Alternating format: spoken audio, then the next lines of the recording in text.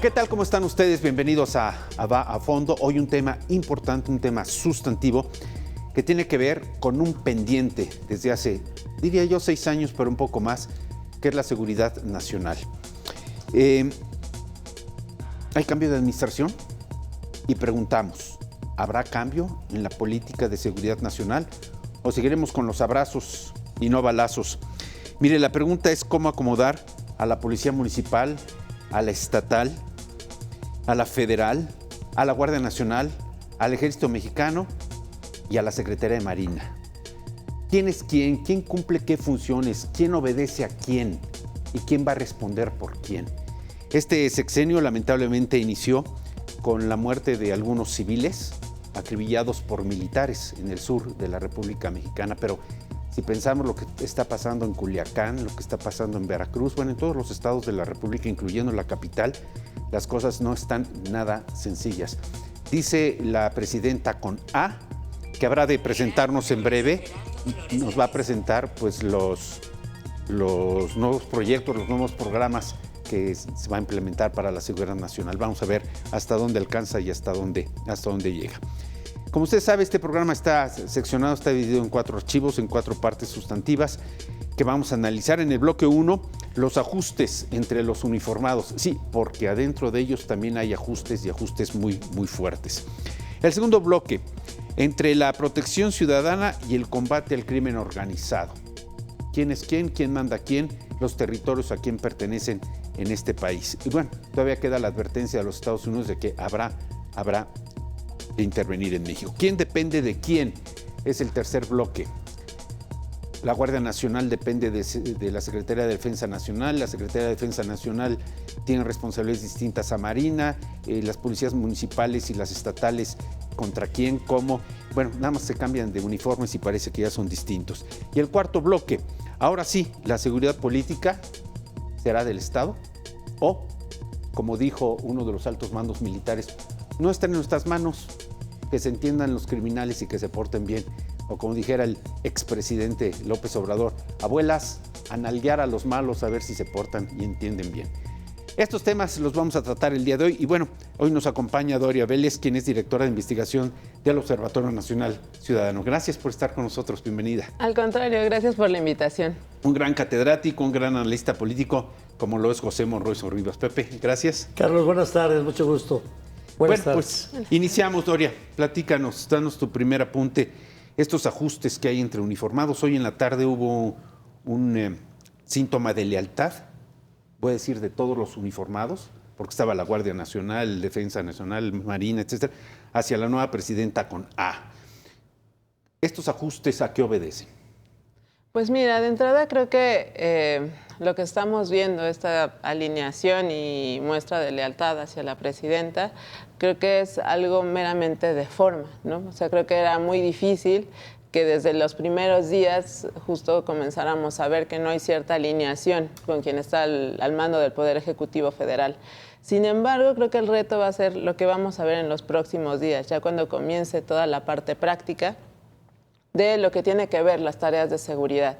De entrada vemos que con la reforma que hubo a la Guardia Nacional, pues de entrada la mayor parte de los esfuerzos que tienen que ver con seguridad pública realmente recaen en la Secretaría de la Defensa Nacional, porque se llevó a cabo una reforma a partir de la cual justo ya no se requieren personal de la Secretaría de Marina dentro de la Guardia Nacional, como sucedió durante la administración de López Obrador. Entonces, de entrada de ahí creo que vamos a ver un cambio que no necesariamente es bueno si tomamos en consideración cómo ha sido la actuación de la Secretaría de la Defensa Nacional y de la propia Guardia Nacional. Aquí creo que uno de los retos es, por un lado, saber bien quién es quien realmente va a dirigir la política de seguridad y creo que de entrada eso no parece del todo claro. ¿Quién la va a dirigir? Es la gran pregunta. ¿Quién tiene en sus manos la responsabilidad de dirigir la seguridad nacional de este país? Porque no solamente, Doris, vamos a pensar en la integridad de cada uno de los ciudadanos que está garantizada por la Constitución, sino la soberanía de la nación. Exactamente, de hecho, eso es algo preocupante que sobresale en el documento de los primeros 100 días de la presidenta Claudia Sheinbaum, porque de entrada se comienza a notar un debilitamiento del federalismo al momento en el que sí se habla del gabinete de seguridad, pero se habla de que la federación y el propio gabinete son quienes van a nombrar y a dar el palomazo a los secretarios de seguridad estatal. Lo cual, pues, de entrada nos habla de un debilitamiento del federalismo y que entonces a lo que se está apuntando es que realmente la federación sea quien responde ante todos los delitos del fuero común, ante todos los delitos del fuero federal. Si continuamos revisando justo dicho documento, vemos que se hace referencia, así como en antaño, a que se van a atender temas de secuestro, se van a atender temas de homicidio doloso, de extorsiones, vaya. De nuevo se hace referencia a delitos del fuero común y no queda muy claro realmente en manos de quién va a recaer esa responsabilidad. Y creo que una de las cuestiones que justo habría que poner sobre la mesa es algo que han planteado hacer, por ejemplo, en el tema de carreteras, ¿no? Dentro de esta estrategia de los 100 años, justo se habla del fortalecimiento de las acciones para vigilar cuestiones de carreteras, que justo durante la administración de López Obrador es algo que se debilitó muchísimo. Pero aquí el problema es a quién le van a adjudicar esa responsabilidad. Que de entrada en ese documento no hay nada específico, pero si hacemos una revisión de lo que ella mencionó en su discurso, ella habla que esa responsabilidad va a caer en la Guardia Nacional, es decir, en la Secretaría de la Defensa Nacional. Y ahí, pues, si hacemos una revisión de todo lo que fue su actuación durante la administración de López Obrador, pues es algo bastante cuestionable, porque incluso pues empresas de transporte de carga, unidades económicas, han acusado que ellos han sido víctimas de extorsiones por elementos de la Guardia Nacional. Oye, a ver, se pensaba Pepe Monroy que esta enorme responsabilidad a la que se refiere Doria caería con nombre y apellido en Omar García Harfuch. Y sin embargo le arrancan un brazo, le cercenan la Guardia Nacional y se le incrustan a la Defensa Nacional. Entonces, ¿no es Omar García Harfuch el titular de seguridad, el que se hace responsable de estos nuevos proyectos?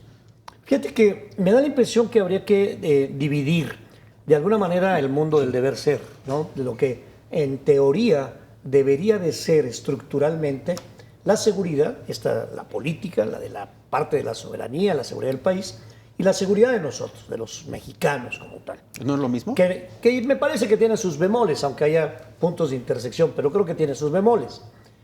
A mí me da la impresión que lo que hizo López Obrador de inventar esto de la reunión del Gabinete de Seguridad todas las mañanas y estas frases poco felices y visitas que despertaban mucha suspicacia. Baridaguato, dilo. Por ejemplo, que despertaban la suspicacia de pensar que había acuerdos entre el Poder Ejecutivo y eventualmente la delincuencia organizada. Y bueno, los 200,000 muertos no son gratis. Me da la impresión que este modelo desde luego no dio resultado, de facto no dio resultado. Reunirse a las 6 de la mañana con el Gabinete de Seguridad, donde estaba Gobernación, Marina, la Guardia, la Secretaría de la Defensa, la Secretaría de Protección y Seguridad, o como se llamase, no es el formato que te pueda llevar a una política feliz. Por el contrario, nos dimos cuenta que no resultaba, que era una reunión estrictamente protocolaria, en donde pasó esto, murieron tantos, y de ahí salía una conferencia en donde el presidente, de manera muy responsable y muy fácil, decía, yo tengo otros datos, y con eso se libraba. Que nunca los nunca, por cierto, tuvimos oportunidad de confirmar los datos de él. Es correcto. Ahora bien, Omar Harfuch juega un papel muy importante en la integración del gabinete y en la confianza política que le tiene la presidenta Claudia Sheinbaum en atención al trabajo que hizo en la Ciudad de México. Trabajo que puede ser discutido y discutible. Hay una mayor presencia de la delincuencia organizada. Hay cárteles que en otro momento no estaban en la Ciudad de México. Yo recuerdo Manuel Mondragón, jefe de la policía, pues diremos misa, y será de chía, pero es de horchata, diría el filósofo, pero la ciudad tenía otros elementos de confianza para que tú te pudieras mover con mayor tranquilidad. Bueno, en la confianza a Omar y además hacerlo senador y de ahí pedir licencia para que sea el secretario titular, lo lleva a algo que estaba diciendo Doris, que tiene mucha razón. Entre otras cosas, a vulnerar el federalismo. Porque entonces ahora dicen, los gobernadores, si quieren tener paz en su pedazo, se tienen que poner de acuerdo con el señor. Y si quieren tener paz, además nosotros vamos a meter mano en el nombramiento de ciertos cargos. Fíjate lo grave, porque entonces ¿cuál estado libre, soberano, independiente? ¿Cuál municipio libre, soberano, independiente? Ahora, si esto diera resultado, sería sensacional. Pero no terminamos de comprender que una cosa es la justicia y la impartición por acá, y el otro tema es el tema de la seguridad, el que tiene que ver con balazos, con policías, con delincuentes, en donde el ejército está formado, Carlos querido, con una estructura y con valores y preparado para hacer ciertas cosas. Y la seguridad, la otra, debería de estar en manos de una policía civil, como sucede en otras partes del mundo y funciona. No nos vayamos lejos. Tú pensarías el FBI así de fácil, disparándole en Afganistán a los guerrilleros, no, pues están hechos para otra cosa, para la investigación, para la persecución, para ir por el delincuente de la calle, etcétera. O te imaginas a un marín que está preparado para el encuentro letal, para disparar, para de repente ir persiguiendo a un narcomenudista. Son mundos diferentes. Pero a ver, ¿tú te imaginas en este país un soldado adiestrado haciendo la de albañil? Porque no solamente me lo imagino, ya lo vi. ¿Qué es la otra, ¿Qué es la otra terrible? Yo creo que una cosa es que tengamos un ejército de paz que sea malentendido. Un ejército de paz es, nosotros no somos un país bélico, al contrario, ¿no? Somos un país que si quisiera Guatemala o El Salvador nos echan un par de bombitas y se nos acabó el asunto. Pero se ha confundido el apoyo del ejército, de las Fuerzas Armadas, en momentos de desastres o en momentos de ciertos contextos, para entender que ahora son los que hacen albañiles de aeropuertos, de aduanas, de no sé qué tantas, de hospitales, de cuarteles, y es un error. Hasta administradores del Tren Maya. Hasta administradores del Tren Oye, Maya. me llama la atención cuando dices que es ficticio todo esto, es de disfraz, porque pues vemos que las actividades no corresponden a lo que realmente debe ser. Y voy a poner dos nombres, Doria, si me permites, vamos a poner el nombre y apellido. Omar García Harfuch. ¿Cómo poder creer, pensar que él va a responder cuando se han colgado narcomantas amenazándolo, advirtiéndole que está vinculado con el crimen organizado y más aún cuando hay un atentado que no ha sido clarificado? El de él y el de Ciro Gómez Leiva, para empezar. Y la otra se llama Rosa Isela, que de seguridad pasa a gobernación, pero el día de la transacción de la administración, que por cierto fue tarde, pues la señora Rosa Isela te dice que el país está en paz. Entonces, está en manos de Rosa Isela, está en manos de Omar García Harfuch, está en manos del nuevo secretario de la Defensa, el nuevo secretario de Marín. ¿De quién? Pues mira, de entrada creo que no podemos ser ingenuos y pensar que las cosas van a mejorar y que el rumbo de la política de seguridad va a ser completamente distinto a lo que ha pasado en años anteriores. De entrada, uno, porque partimos de que no hay un reconocimiento, del Estado que guarda el país en cuanto a temas de seguridad, de violaciones a derechos humanos, de impunidad. Feminicidios, desapariciones, extorsiones. Y por otro lado, no reconocemos los errores que ha tenido la política pública en México. Y no solo hablo de los errores de la administración de López Obrador, sino incluso de administraciones pasadas en las cuales pues estaba tratando de ver la manera en que se enfrentaba a esta cuestión. Y ahí creo que uno de los aspectos a señalar es justo lo que mencionaban. ¿Qué pasa con las fuerzas federales? Al incluirlas e incorporarlas en tareas de seguridad pública, ha habido un debilitamiento de esas instituciones que estaban enfocadas a cuestiones de seguridad nacional y otro tipo de auxilio a la población. Y eso se ve muy claro en los indicadores que vemos en las encuestas de victimización, en los cuales, si bien aún son las instituciones que tienen mayor confianza, que hay una mejor percepción sobre su desempeño, este indicador ha ido disminuyendo. Y eso tiene que ver porque pues, la población cada vez está más cerca de esos elementos, cada vez está más cerca y ve cómo actúa el Ejército, cómo actúa la Guardia Nacional, cómo actúa la Marina. Y pues de entrada tienes este debilitamiento, pero no lo has aprovechado para fortalecer la vía civil. Y no lo has aprovechado, y fue muy claro cuando en la pasada administración federal se optó por destruir la Policía Federal, se optó por no aprovechar esas capacitaciones que se habían tenido para formar elementos que tuvieran la capacidad de actuar en cuestiones de seguridad pública. Aquí vemos lo que está sucediendo con García Harfuch, vemos que de entrada lo que se logra ver en ese documento de los 100 días es que hay un intento por rescatar algunas cuestiones que se hicieron durante la administración de Felipe Calderón. Sí, porque se plantea pero atacó a Felipe Calderón innecesariamente el 1 de octubre y el 2 de octubre y también a Ernesto Zedillo. Exacto, lo cual es bastante irónico si uno revisa ese documento, porque de entrada se plantea el fortalecimiento de inteligencia como se hizo en la administración de Calderón. Eso no venía en la propuesta de política pública de López Obrador. Se plantea que para fortalecer la confianza ciudadana se vuelva a aquellas actividades de comunicación que ocurrían durante la administración de Felipe Calderón, en las cuales se mostraba a los detenidos de los grupos delictivos.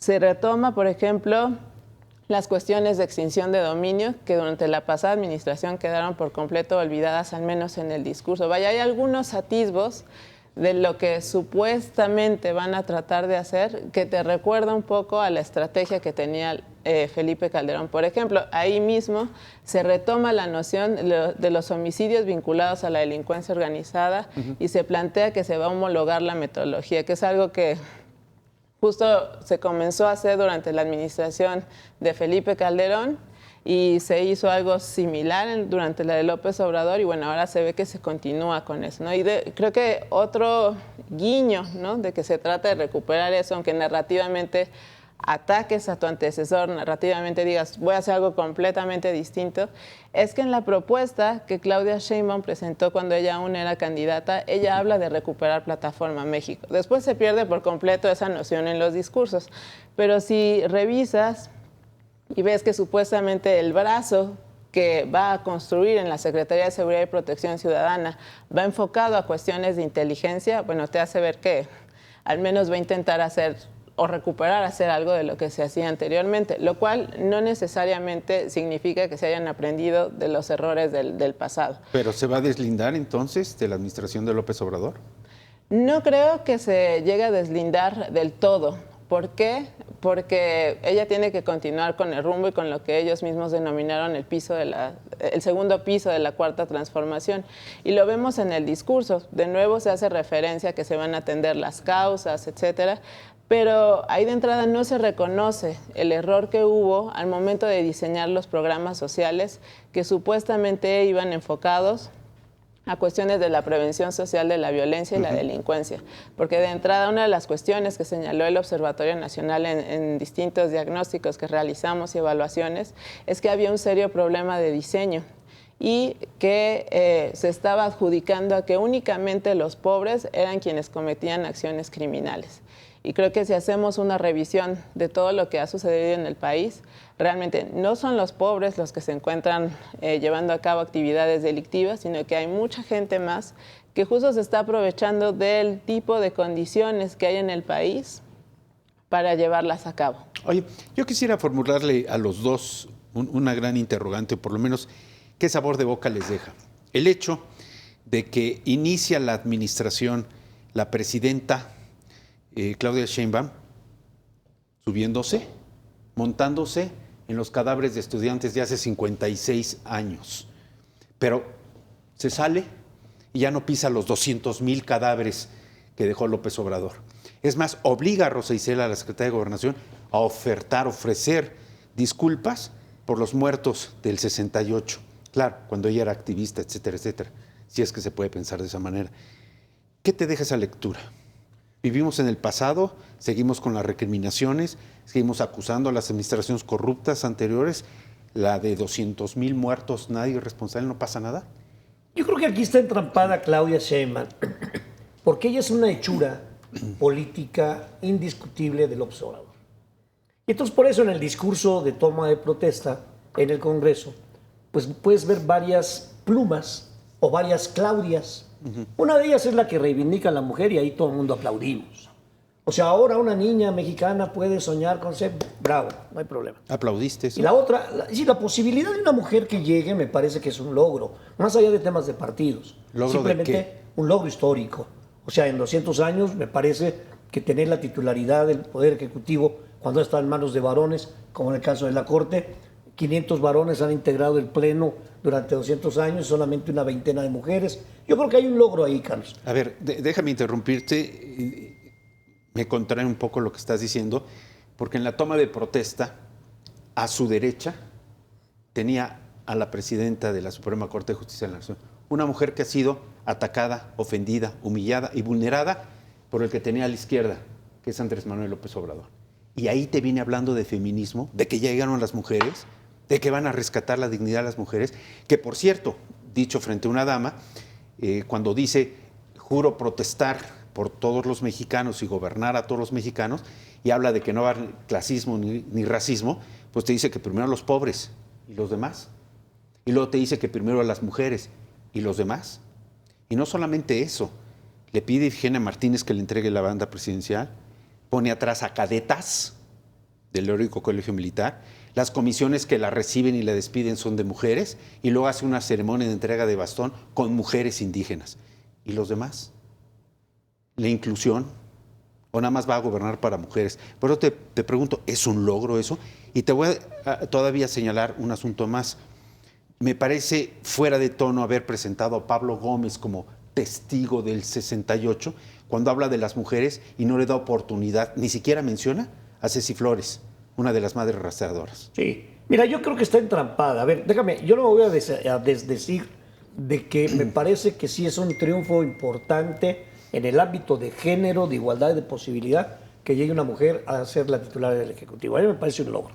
Más allá de los temas de trampas electorales, de partidos, de cómo lo hicieron, creo que ahí hay algo que valdría la pena colocar en una esquina del debate. La otra la siento entrampada en la narrativa.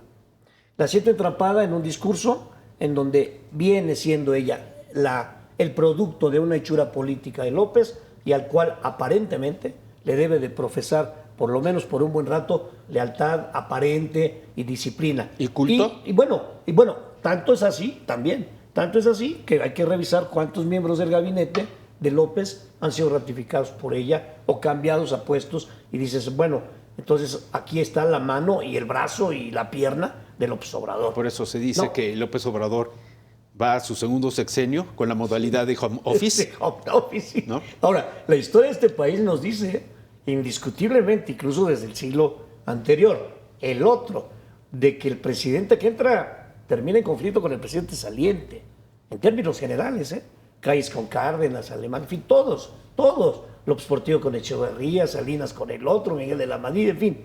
Yo creo que aquí es una especulación, porque se atiende a la formación de ella, a que es una académica, a que estuvo en Estados Unidos, a que ve el mundo de otra forma, y hay que apostarle, aparentemente, a que pueda haber un cambio y que salgan esas aptitudes o cualidades que todavía no hemos visto, pero que ojalá y saliera. A ver, Pepe, esto es muy importante. ¿Cómo creer en ese discurso cuando los hijos de la señora Sheinbaum se instruyen, tienen educación en España, con quien rompemos relaciones o estamos en pausa, y ella estudia en Estados Unidos, con quien tenemos rompimiento o pausa? Sí, con... sí. O sea, esas son las trampas en las que está vuelvo a ella. lo mismo, yo digo, está atrapada en la narrativa. Y yo sé, bueno, me quiero imaginar, bueno, no sé, me quisiera yo imaginar que si ella tuviera más margen de maniobra, podría tal vez hacer algunas cosas que eventualmente pudieran darnos señales de que hay un cambio para bien, un cambio para mal. Darle a Omar García Harfuch, darle el CISEN y las cárceles, dices, pues flaco favor. Pero te doy la coordinación con los gobernadores y los municipios. O sea, y yo creo que... Quizá le den migración, Posiblemente. Pero ahí, rápidamente, reserva de comentario en otro bloque, ahí el tema, desde hace mucho tiempo lo sabemos. Acá están otros delitos y la seguridad empieza en la parte más básica, en tu cuadra, en tu casa, en tu colonia, en tu esquina, en tu mercado, en tu iglesia, en tu escuela, en el policía de barrio, en la patrulla ostensiblemente identificada. ¿Será así, Pepe? A ver, vamos a hacer una pausa, está muy interesante. Pregunto, ¿y será así? Porque eso es lo que tú y yo pensamos, quizá también por nuestra generación. Posiblemente. Porque así era. Pero uno empieza desde abajo, Los que mandan son los capos. Y si no, pregúntame los expedientes abiertos que hay en Estados Unidos. Vamos a una pausa, esto es A Fondo, regresamos.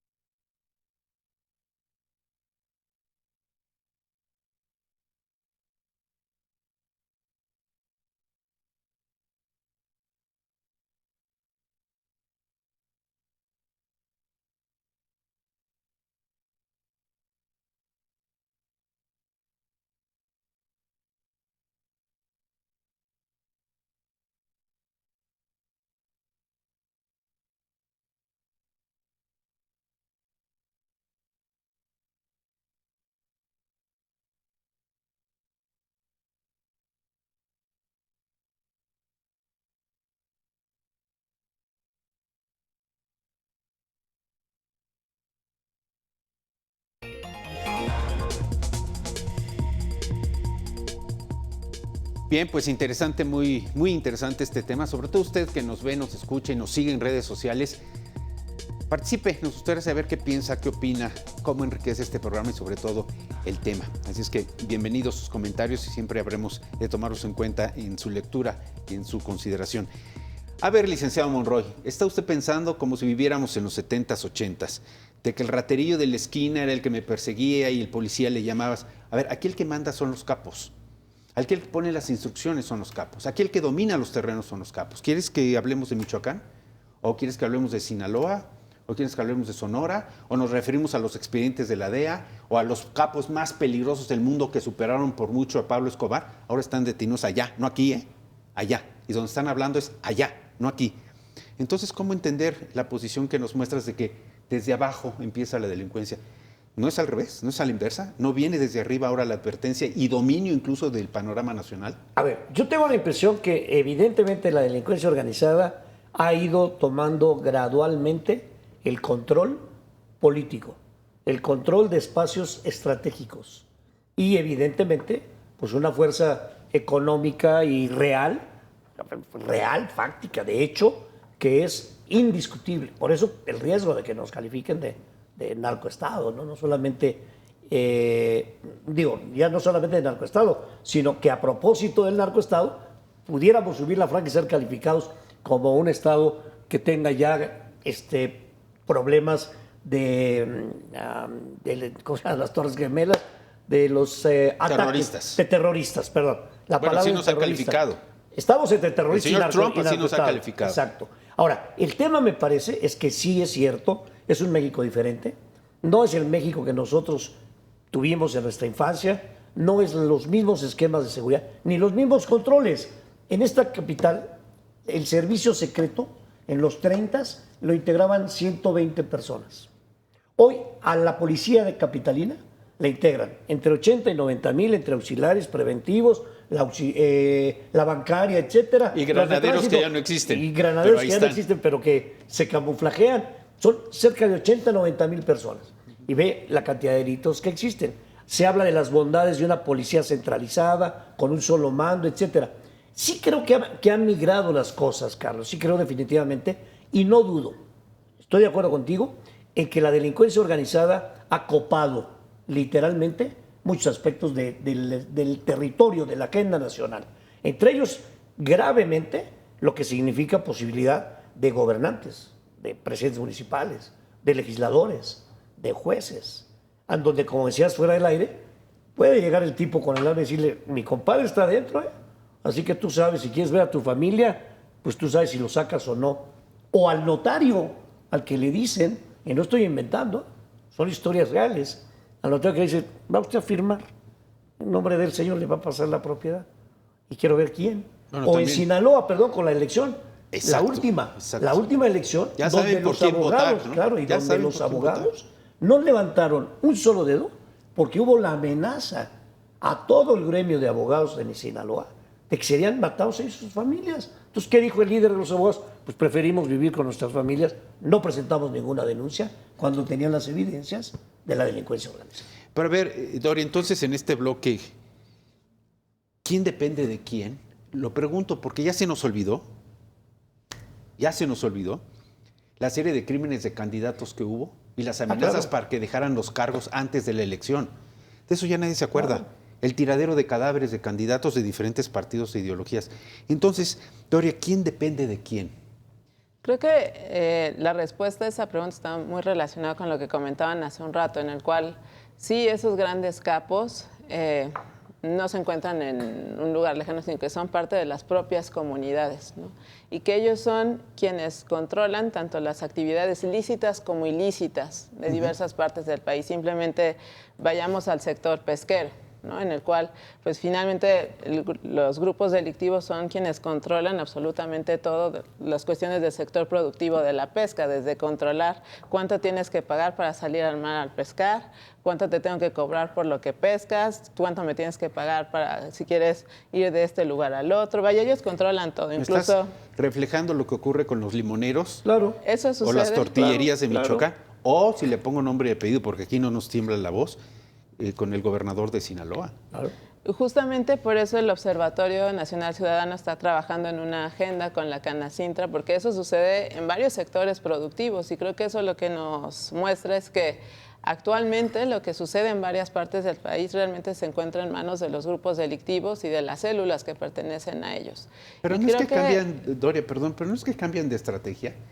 Es decir, si les atrapan a los mallitos, a los chapitos, a los zetas, entonces hay una nueva conformación de estrategias y ya no vamos a secuestrar, ahora vamos por derecho de piso. Claro.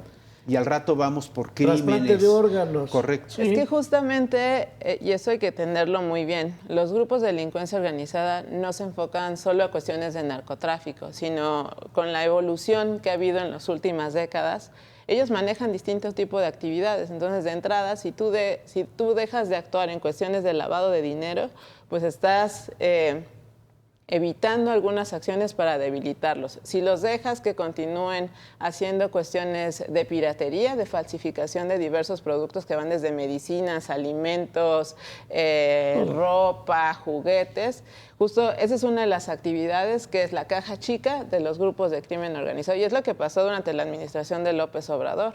Se dejó de actuar, se dejó de tener operativos en vía pública y había como una vía libre para cuestiones de piratería. Pero más lejos, Doria, perdóname, la trata de blancas. Exactamente. Vamos a la Merced. Ajá. La trata de Exacto. blancas. Ahí, por ejemplo, tú ves que si bien es un delito del fuero común, realmente no hubo lo necesario a nivel federal para fortalecer lo que se llevaba a cabo. La venta de órganos clandestinos. Incluso había una mesa intersecretarial e intersectorial que había en materia de trata de personas que dejó de funcionar durante la administración de López Obrador. Entonces, lo que vemos es que durante la pasada administración federal, pues hubo muchos cabos sueltos que justo fueron aprovechados por los grupos delictivos y que ahora difícilmente tú vas a llegar y decirle, ¿sabes qué? Tú no eres el que manda, sino soy yo y vas a hacer esto, ¿no?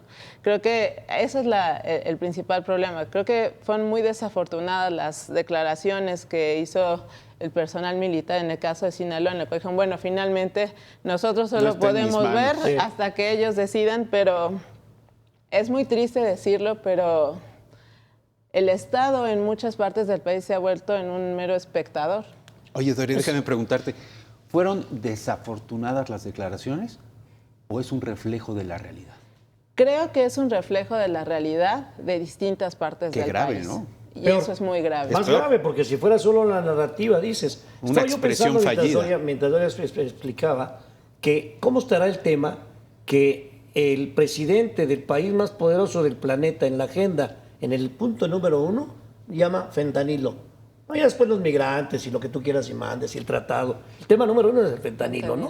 Y nos acusa y nos dice, aquí tengo la evidencia de que tienes laboratorios, de que tienes cocinas, de que tú lo produces, de que tú lo transportas, de que lo llevas. Allá lo consumen, sí es cierto. Y cuando hablamos, pues quitan los drogadictos y quitan los adictos. Oye, es otro tema, ¿no? Pero a Es ver, otro tiempo, tema. Mientras esto lo dice el señor Biden, aquí en nuestro país López Obrador dice, Culiacán, Sí, claro. es culpa de ellos, Claro, de Estados sí. Unidos. No, les echa la culpa a todos, ¿no?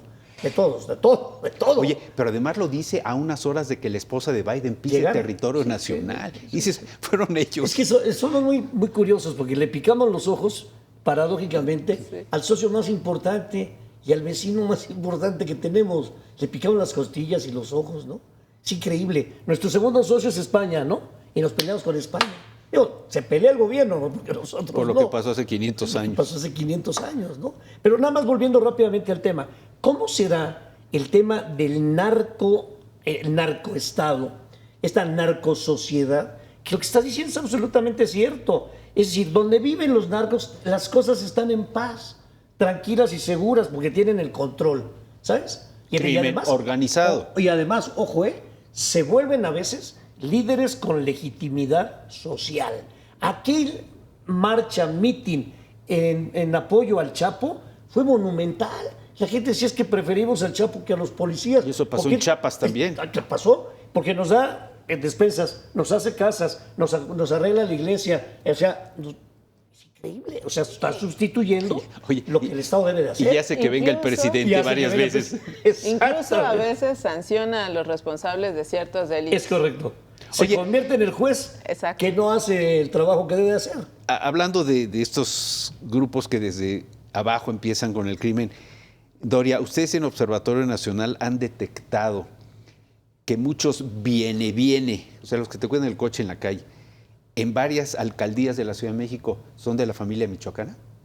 No hemos hecho una identificación tan específica, sin embargo, algo que sí hemos detectado es que ese tipo de actividades que a veces están en la frontera entre lo legal y lo ilegal, justo pues son claves para la comisión de otro tipo de ilícitos. O sea, te pongo un ejemplo, algunos puestos, por ejemplo, que hay en la vía pública, ¿no? En los Ambulantes. ambulantes, en los cuales tú ves que venden, no sé, películas pirata.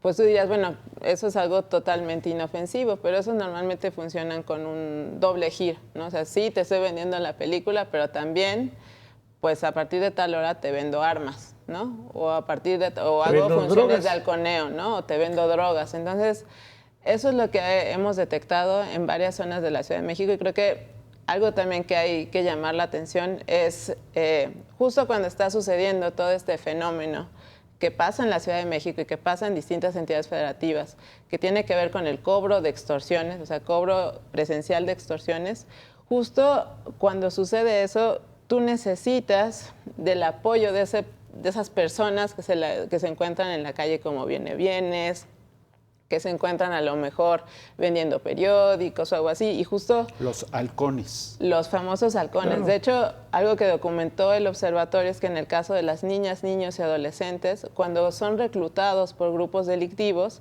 es cuando alguien de la comunidad te dice, oye, ¿sabes qué? Necesito que me hagas un favor. O sea, necesito que tú me avises que cuando pase X o Y policía, cuando pase esto, tú me avises. Y les dan un dinero que justo para ellos es algo bastante importante, porque incluso llega a representar una ganancia económica a veces hasta mayor de lo que ganan sus papás en otro tipo de actividades. Y así es como comienza la carrera delictiva de muchas personas. Oye, O sea, pero esto ya es cínico, ¿no? Hay que decirlo con todas sus palabras. Te voy a platicar algo, Doria, con autorización o sin autorización del licenciado Monroy, pero por diferentes circunstancias de lo que ha pasado en Acapulco, hemos hecho varias visitas periodísticas de investigación. Hemos caminado, el licenciado Monroy, con otras personas sobre la costera alrededor de las 10 de la noche se te acercan unos tipos y te dicen, ¿quiere perico? Enfrente de las autoridades. Sí. Y no pasa nada. Sí. Te están vendiendo droga. Sí. Abiertamente.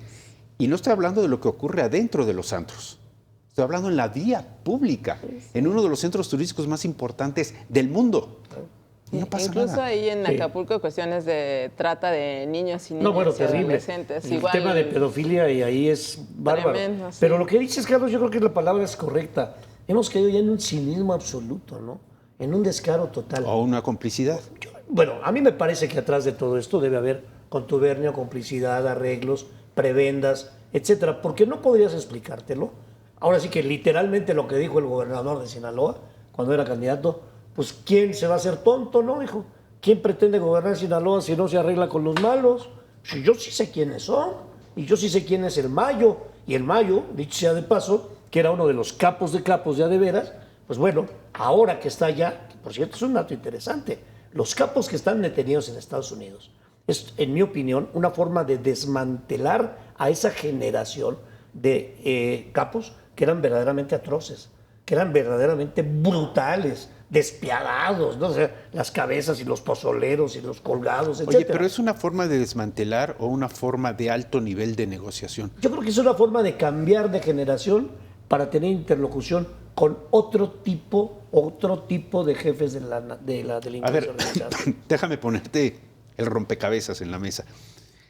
Si vinculamos las declaraciones del señor Trump o de la propia Kamala Harris de que voy por ellos porque son terroristas, de repente estos van y se entregan por traición o no, pero están detenidos allá.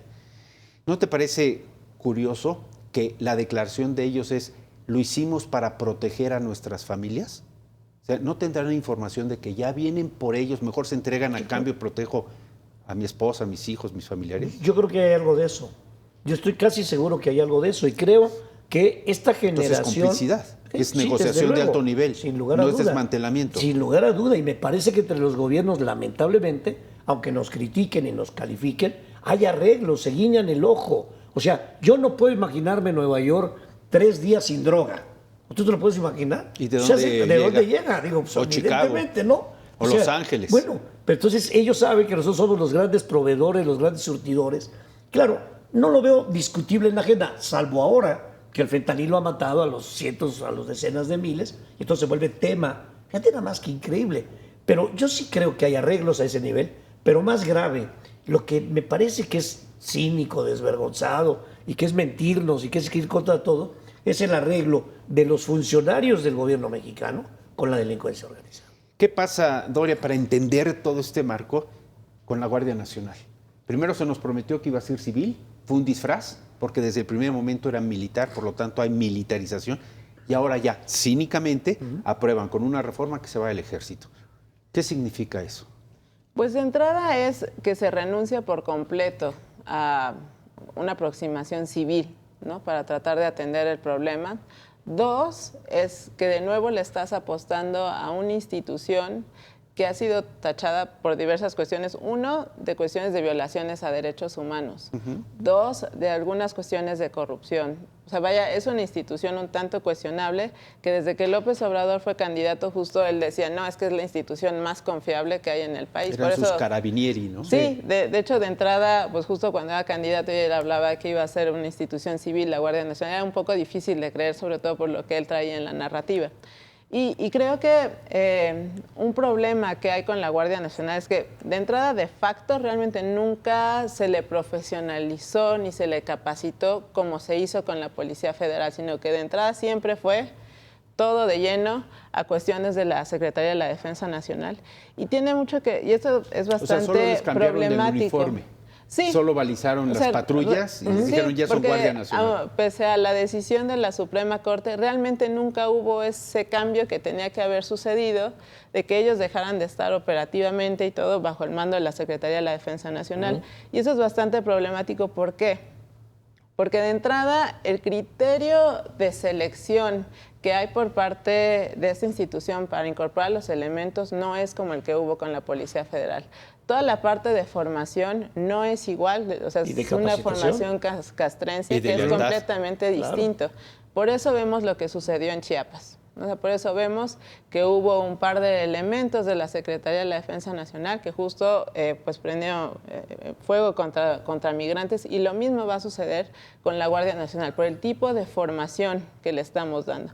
Y otra cuestión que hay que llamar la atención es sobre todos aquellos elementos de dichas instituciones que han sido heridos o incluso asesinados. Y aquí tiene que ver con esa prisa que tienes por poner a andar a una institución y que dejas de cuidar a los elementos que le integran. A nosotros justo nos tocó atestiguar el tipo de perfiles que comenzaban a formar parte de la Guardia Nacional, que eran personas realmente muy jóvenes que no tenían el conocimiento necesario ni la preparación necesaria para que enseguida tú los llevaras, por ejemplo, a Sinaloa, a Guanajuato, ¿no?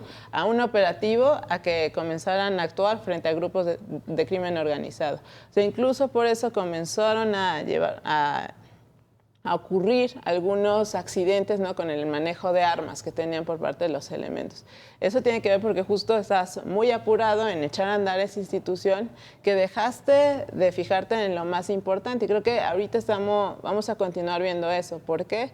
Porque por un lado, al poco personal de la Policía Federal que aún continuaba en la Guardia Nacional, los estás tratando de sacar por completo, ¿no? Claro. Que eran algunos de los elementos que ya tenían por años toda una formación para justo atender este tipo de labores. Oye, nos queda un par de minutos. Pepe Monroy, ¿tú crees que sea fácil para los miembros adiestrados del Ejército en sus diferentes cargos y niveles, pues que le digan, ahí te van los de la Guardia Nacional, y que digan, sí, ¿tú qué haces aquí? Sí, no, yo creo que va a ser difícil, yo creo que va a haber un conflicto ahí severo internamente, desde el tema de rango, jerarquía, mando, valores, disciplina, hábitos, liturgias, protocolos, capacitación. O sea, yo creo que ahí va a haber, no va a estar fácil. Oye, pero y eso es detrimento, ¿eh? Como dice Doria, detrimento. Además, el Ejército Nacional ha sabido respetar los símbolos patrios. Claro. La Guardia Nacional tiene un águila imperial hitleriana en su escudo. Sí, hay muchas cosas que discutir, y creo que lamentablemente, y lo dijo muy bien Doria, en la prisa de querer echar a andar instituciones de ese tipo, en la prisa de querer hacer reformas rápidas, no bien pensadas, dándole margen a que maduren, a que se prueben, etcétera, yo creo que se cometen errores que cuando volteas dices, válgame, ¿en dónde estamos metidos? No la veo fácil, y lo veo lamentablemente, Carlos, muy crítico, porque si no hay una política clara, transparente, ¿quién da la cara? ¿Quién va a ser el que dé la cara? O sea, ¿qué queremos saber? Esto está así, los mapas de delincuencia, etcétera, las nuevas tácticas o estrategias que no se aplicaron, si no se hace, Carlos, yo no quiero imaginar otro sexenio de otros 200,000 muertos, más lo que se acumula. A ver, 30 segundos para cada uno. Empiezo con las damas. ¿Confías en que la proyección, los planes de seguridad nacional en este sexenio van a variar para mejor del país? Lo veo muy complicado. Quisiera tener esperanza y decir que las cosas van a mejorar porque las políticas públicas van a mejorar y vamos a aprender de los errores, pero lo que se ve por el momento, tanto por los discursos de Claudia Sheinbaum como los documentos que se han llegado a ver sobre sus primeras acciones, no apuntan a que hayamos aprendido las lecciones del pasado. O sea, más abrazos. Una mezcla de abrazos y de besos en la mano. Y de nalgadas. Una mezcla de abrazos y de intentos de desmantelamiento de grupos delictivos, pero pues no. Pepe Monroy, 30 segundos. Yo creo que me gustaría darle el beneficio de la duda. Me gustaría que le fuera bien, porque como dice ahora sí narrativamente, si le va bien, nos va bien a todos. ¿No ya diste el beneficio de la duda 6 años? Lo veo difícil, lo veo muy difícil. Muy bien, cerramos. Licenciado Monroy, muchísimas gracias. Carlos, siempre es un placer. Doria Vélez, un placer, bienvenida como siempre. Gracias. Y muchas gracias a usted por su preferencia, por seguir con estos temas tan importantes que debemos de analizar todos en conjunto. Gracias por participar en redes sociales. Y quédese con la información, con las noticias, lo más importante que pasa en México y el resto del mundo. Gracias y nos encontramos en la próxima, aquí, a fondo.